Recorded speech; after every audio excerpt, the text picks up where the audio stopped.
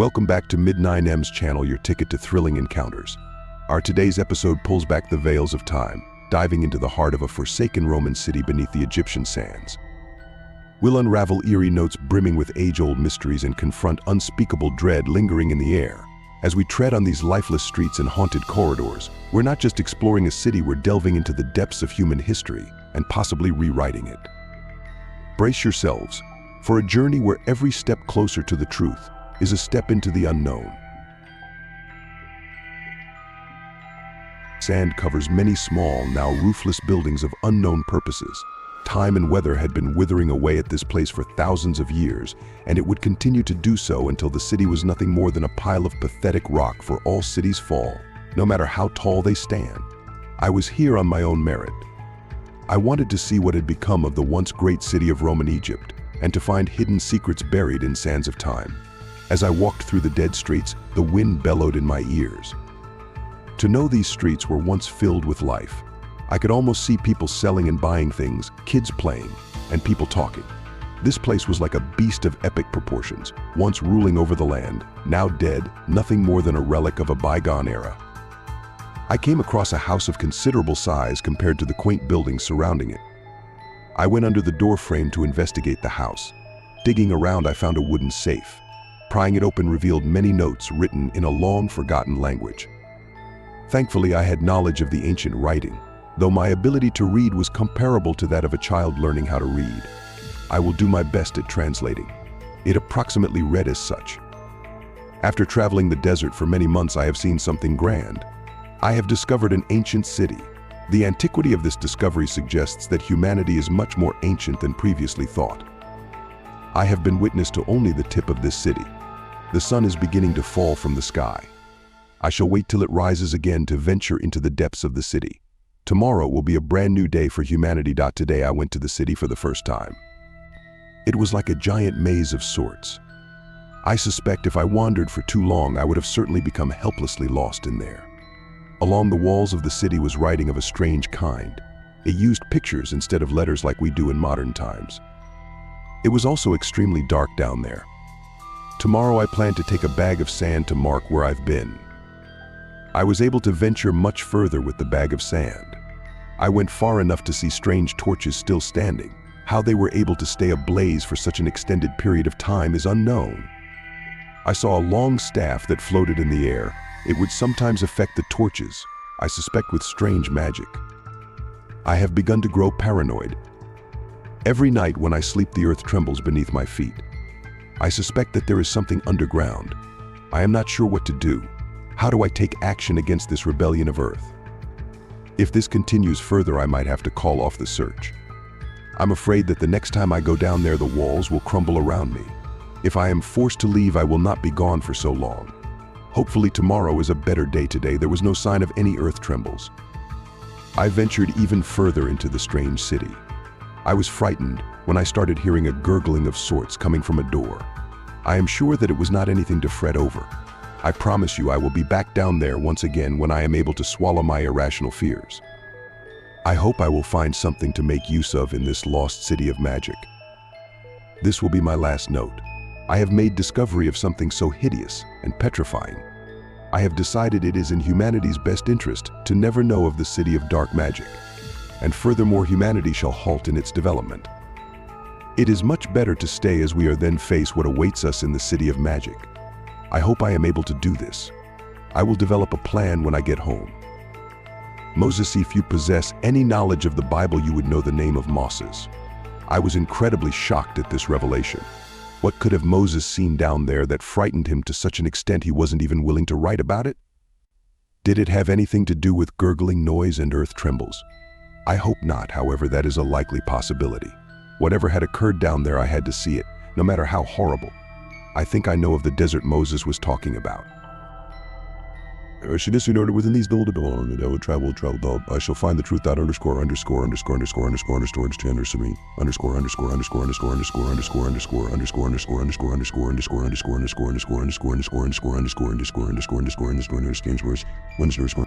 The night was almost a sleepless one, though I did not require much sleep to make it through the day. I bid adieu to the dead city and prepared to traverse the vast nothing. Traveling the desert was not fun in the slightest. It's more akin to being in an ocean than on land. Everywhere you look is more sand. The silence grows so loud that you just want at least a single noise to be present, any noise except the horrible music generated by wind. Even the most mundane things like a tumbleweed going past give me a rush of excitement. After many half-remembered days, I finally came across the city. I searched around and unexpectedly I found an entrance to it. I was fortunate enough to possess an electric torch. Looking in the cramped tunnel did not reveal yellow walls, instead a washed-out blue color. Continuing down the hallways, I eventually came across a room with hieroglyphics. It looked as though people were putting things in a room and getting back something. I am not sure exactly what it was. I could assume the progression of this speed up after some time. It looked like it continued, but the rest had withered away. Part of me wanted to brush this off as a mere story told by the people of this dead city. The other part said otherwise. Continuing down the maze, I could hear slimy movement coming from afar. I was certain it was a trick of the mind. I kept on going. How did a human civilization live here? I haven't once seen a place to sleep. I then heard a loud crash originating from the surface. In a panic, I hastily ran out of the city of mazes. I was much too paranoid to continue my adventure. Rather, if it was a trick of the mind or real, I did not want to stay to find out. I eventually found an exit. The bright lights hit my eyes like never before. I noticed the sun was passing beneath the sand. Had I really been down there for that long? I needed to set up camp quickly, for the night brings with it the cold. My tent wasn't that hard to put up. It took me a mere 3 minutes to set up. While I began to rest, I felt the earth shake. Not too hard, just barely noticeable. I did not dwell on it too much. After all, what could I do? I ventured into the city the next morning. It might not have been a great decision, but my curiosity far outweighed my common sense. I went down there, but it was slightly different than last time. The layout had been altered. Moses never mentioned this. Maybe I mistranslated something? I got pretty far venturing for hours, until I came across a strange room. Moses had not been lying when he said there were floating objects. They seemed to have buttons. Well, what I could assume to be buttons. A blue aurora came from the floor. A bright screen was positioned at the end of the room. Maybe that's what Moses meant when he said torches. This place was not of magic, but of advanced technology. How did this one city develop technology that far surpasses even our own before the other civilizations had the light bulb? I was intrigued but also filled with a sense of dread. How a city with such advanced technology vanished without a trace is beyond me. After looking around the place like a curious cat, I decided that there was nothing left to do in this area. After wondering for a while, I realized I was going in a circle. To make sure I wasn't, I dropped a quilt on the hard ground. After traversing the halls in a single direction, I was in utter shock to find the quilt standing there. I could have made excuses for the arrangement changing the second time I went in. Perhaps I entered a different way, but you could not make up a logical explanation for this queer occurrence. Had I become lost in a strange new world? For I was sure I was in a place not of Earth.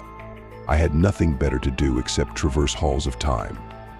I stumbled across a strange tablet of sorts laying on the ground. It read, "Knowing for knowing's sake just isn't showing. Progressing for righteous reasons won't result in us regressing. But with what we are up to now will awaken and he'll bring us all down this passage. Being in my native tongue suggests they developed technology capable of translating any language." I guess Moses wasn't completely wrong in calling it magic. On the poem itself, its meaning wasn't wholly lost on me. However, the word or name Hithrodau did not take residence within my mind, though the word made me feel uneasy. I believe the passage could have something to do with the unseen thing mentioned in the hieroglyphics. If this is more than mere fiction, then it suggests that they ended in a more unwholesome way than I thought. In the distance, I saw a black hallway. At this point, I had given up, so I was willing to take a chance. At the end of the uncanny hall was a door. It was made of stone, which contrasted the advanced technology. Then I heard it, the gurgling Moses wrote about. Despite my unease surrounding this door, I opened it. It felt like thousands of years worth of wind burst from the door. Then I gazetted upon Hithrodau. Hithrodau, Hithrodau, Hithrodau. It kept playing in my mind. Its form wasn't a blob, or fungus, or a skeleton, nor a bunch of geometric shapes it was impossible to pin down. Furthermore, it kept changing form. I could tell it was huge, almost as big as a skyscraper. It shouldn't be possible for the thing to fit in the room, but it somehow did. I then pieced together all of the things I knew. I always thought in the back of my mind that Moses wrote the Bible to cover up what was in this room, but I didn't want to accept that fact. However, in seeing this thing, I was forced to see the truth. I wanted to run, but my body wasn't mine anymore. I would die here. But maybe it was for the best that I didn't live to tell this tale. Before I return to the darkness, I want to say something. Don't abuse technology, use it wisely, or we will end up nothing more than a relic of the past.